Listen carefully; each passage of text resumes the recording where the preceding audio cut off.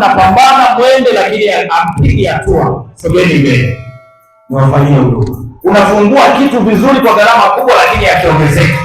Unapambana, unaanzisha kitu lakini hakikui. Ni mwema.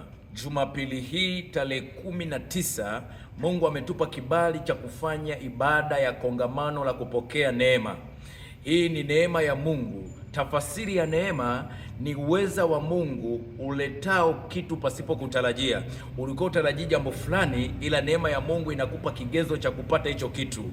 Yaweza kuwa kuna changamoto mbaya ilipangwa kutokea, ila neema ya Mungu inakuepusha pasipo kutarajia. Mimi naamini na wewe unaamini ya kwamba hata leo tumefika hapa ni kwa neema ya Mungu. Kuna vitu ambavyo uko navyo, yaweza kuwa uliomba ama ukuomba, lakini Mungu akakujalia ukapata kwa neema ya Mungu. Sikiliza vizuri, mtu wa Mungu. Warumi sura ya 4 mstari wa 4, Biblia imeandikwa, lakini kwa mtu afanyaye kazi ujira wake hauhesabiwi kuwa ni neema, bali kuwa ni deni. Kwa maana hiyo ni kwamba mtu anapofanya kazi anatakiwa apate haki yake kwa sababu amefanya kazi, lakini neema ya Mungu haitokani kwa sababu ya mtu amefanya kazi. Inakuja kutoka kwa Mungu, inampatia mtu, inampatia baraka zake. Inaweza kuwa amefika wakati amejikatia tamaa, ameomba jambo fulani kwa muda mrefu hajaliona, ila kwa neema ya Mungu inampa kustahili na anajibiwa hicho kitu.